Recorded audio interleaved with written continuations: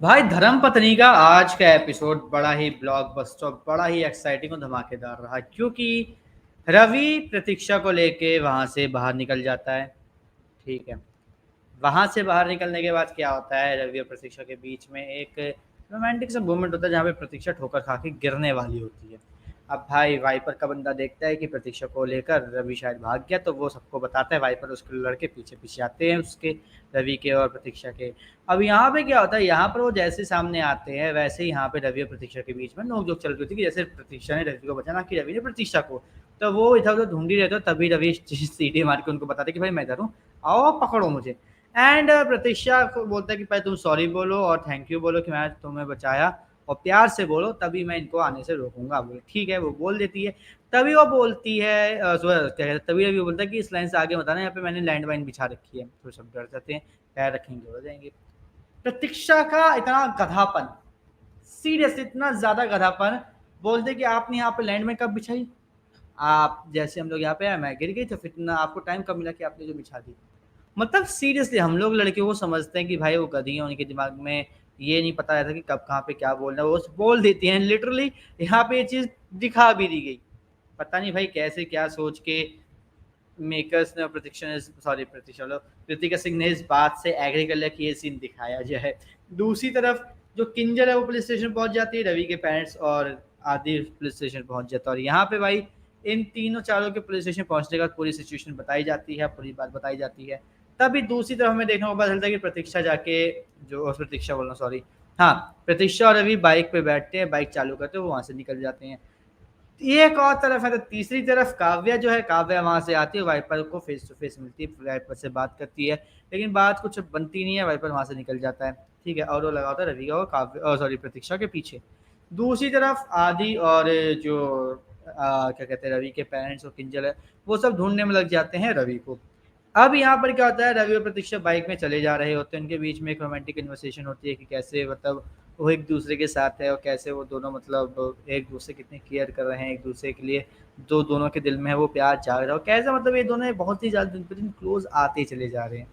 ये सब चीज़ें हमें देखने को मिलती है, और ये सब चीज़ें बहुत ज़्यादा अट्रैक्टिव, बहुत ज़्यादा मतलब मज़ेदार लगती है मुझे कसम से। और जिस तरीके से बाइक चला रहा होता है रवि, मुझे कहीं कहीं पे लगा कि यार कैसे सीन शॉट करे हैं।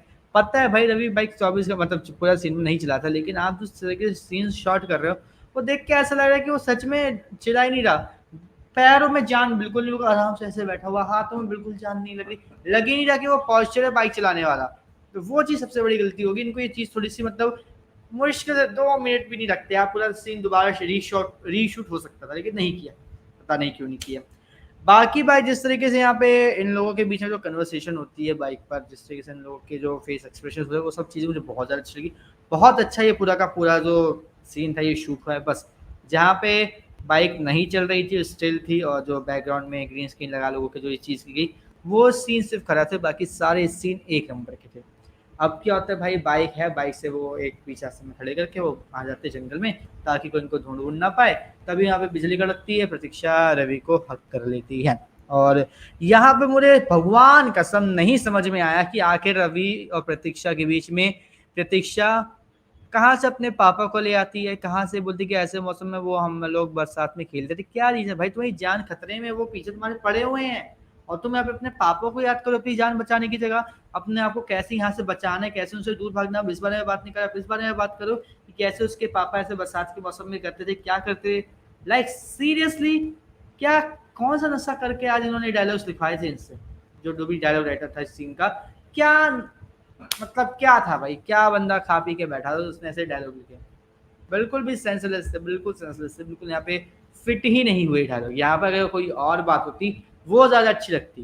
ठीक बोलते कि मेरे पापा थे, वो ऐसे मौसम में जब भी होता था वो मतलब मुझे बचा लेते थे। अब बल्कि ये बात करनी भी क्यों थी, अब पीछे में गुंडे लगे हैं जिनके पास इतने सारे मतलब खतरनाक बंदे बंदूकें हैं भाई, वो तुम्हारा पीछा कर, तुम्हें अपनी जान बचाने पे पहले फोकस करना चाहिए। तुम फोकस कर रहे हो पापा पे, बरसात पे, मौसम पे, जिसका कोई सेंस ही नहीं है। लेकिन भाई चलो भाई कर रहे हो तो करो, कोई नहीं, कर लो। अब इस पे भाई आगे बात करो तो आगे बात ये होती है कि रवि प्रतीक्षा यहाँ पे होते हैं, काव्या प्रतीक्षा और रवि को ढूंढने के लिए निकलते हैं। तो भाई जो ड्राइवर होता है, टैक्सी ड्राइवर, बोलता है कि भाई मैं नहीं चला रहा, ठीक है मैम आपका यहाँ पे रुक खत्म हो रहा है, अब आप यहीं पे रुकिए, ठीक है। जो काव्य होती है वो उतरती है और ड्राइवर को बाहर बुलाती है और ड्राइवर को धक्का देके खुद गाड़ी में बैठ के गाड़ी लेके वहाँ से चली जाती है रवि को ढूंढने के लिए। एंड बस एपिसोड खत्म।